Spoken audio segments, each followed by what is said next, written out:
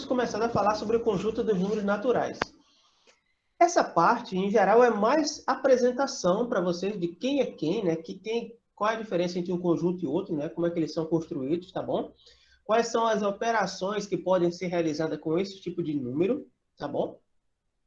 E aí, mais lá para o final, que vai aparecer alguns desafios, né? Algumas coisas para a gente.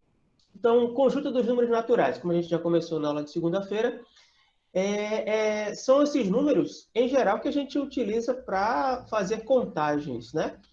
Então, classificamos como naturais os números que representam quantidade de elementos de conjuntos finitos, inclusive o conjunto vazio. O conjunto dos números naturais e, por N asterisco, o conjunto dos números naturais não nulos, né?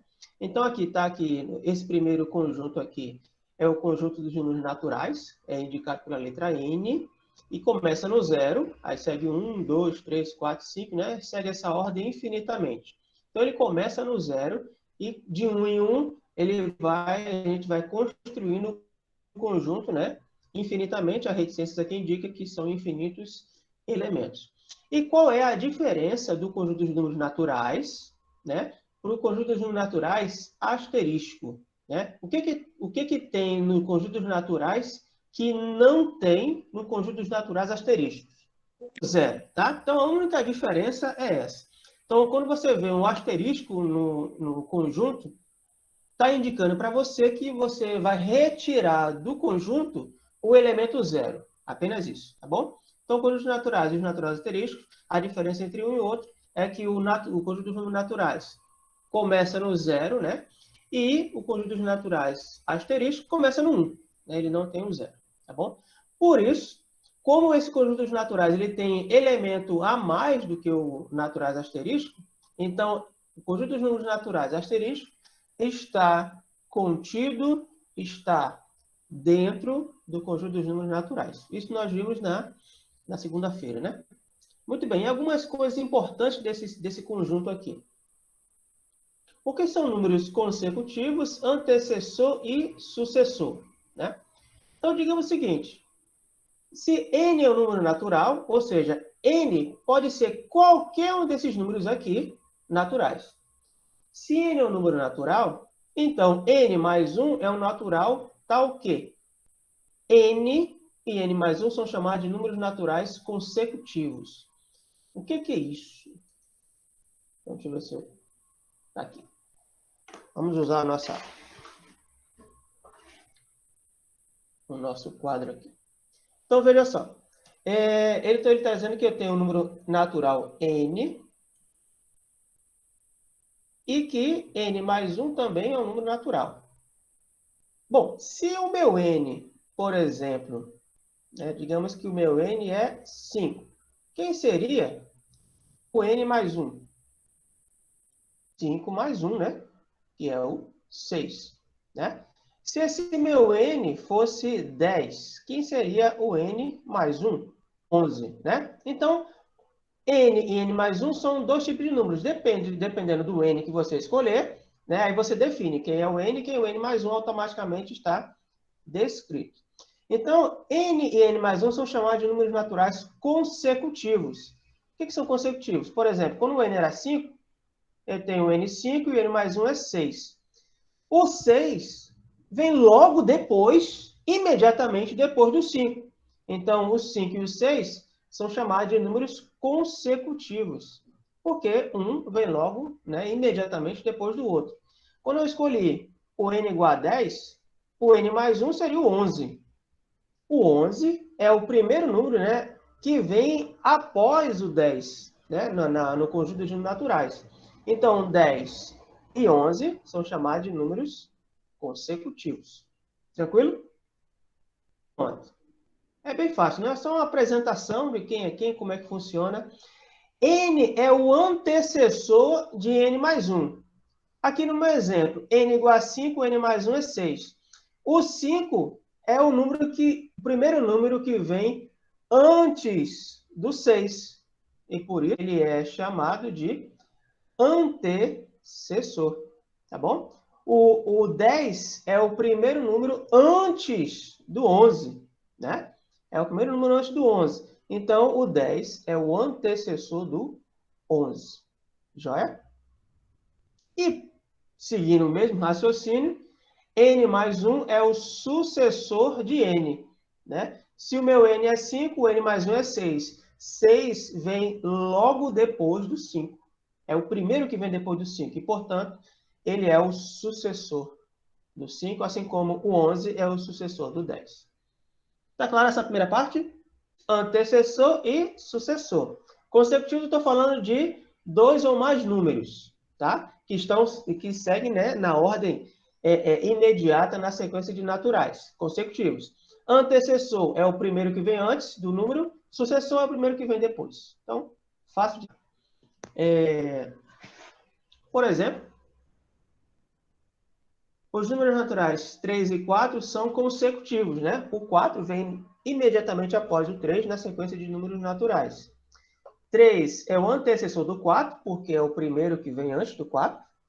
E 4 é o sucessor do 3. É o primeiro que vem depois do 3. Super tranquilo, né? Vamos aqui nas propriedades dos números naturais. Deixa eu ver se eu já coloquei aqui. Já. Propriedade dos números naturais. Primeiro, propriedade número 1. Todo número natural tem sucessor, né? Então, se a gente olhar aqui, o conjunto dos números naturais, ele começa aqui com o 0, né? Aí, 1, 2, 3, 4, 5, 6, enfim. Então, qualquer um natural que você pegar, por exemplo, o 6, ele tem um sucessor. Não é isso? 6, o sucessor de 6 é o 7. Se eu pegar o 2, o sucessor de 2 é 3. Se eu pegar o 0, o sucessor do 0 é 1. Enfim, qualquer número natural que você pegar, você encontra o sucessor dele. Beleza? Propriedade 1, bem tranquilo. Propriedade 2 diz o seguinte: a soma de dois números naturais quaisquer é um número natural. Então, se eu tenho um número natural m qualquer e o outro n também natural, se eu pego dois números naturais, a soma m mais n também pertence ao conjunto dos números naturais. E o produto dos dois números naturais também é um natural. Então, lá na última aula, a gente, né, foi bem lembrado, as 4 operações básicas, né, que são a adição, subtração, a multiplicação e a divisão, né? Então, se eu pegar números naturais, quaisquer, logicamente, eu vou poder fazer. Muito bem. Então, o que ele está dizendo aqui é que eu consigo sempre somar e multiplicar dois números naturais, sem nenhum problema. Então, se a gente pega, por exemplo, o número natural 10, o número natural 5, 10 mais 5 é igual a 15. 5 mais 10 também dá 15. E 15 é um número natural. Beleza. Se eu pego 10 vezes 5, isso dá 50. E se eu pego 5 vezes 10, também dá 50. 50 é um número natural. Então, se eu pegar qualquer dos números naturais, a soma e a multiplicação vão ser sempre possíveis. O que nem sempre acontece na multiplicação e divisão. Bons exemplos daqui, mantendo o 10 e o 5. Se eu pego 10 subtrai o 5, 10 menos 5 dá 5. 5 é natural, beleza. Mas se eu pegar o 5 e subtrair 10, isso aqui dá menos 5. E não tem nenhum natural que seja negativo. Então, aqui, a subtração falha aqui nesse tipo de situação. E na divisão? Na divisão também, se eu pegar o 10 e dividir por 5, dá 2. 2 é um número natural. Ótimo, tranquilo. Mas se tu pegar 5 e dividir por 10, isso dá 0,5 ou 1 sobre 2, que não é um número natural. Não tem número natural com vírgula ou fracionário. Tá bom? Então, vemos aqui que no conjunto dos naturais, a gente sempre consegue somar e sempre consegue multiplicar. Nem sempre a gente consegue subtrair ou dividir. Existem situações que é possível, a gente mostrou aqui, ó, É possível subtrair e dar o natural, tá aqui, né? Mas, por exemplo, nessa situação aqui, já não deu um natural. Na divisão, a mesma coisa. Existem casos que é possível, sim, a divisão dar um natural. E existem casos que não, por exemplo, aqui.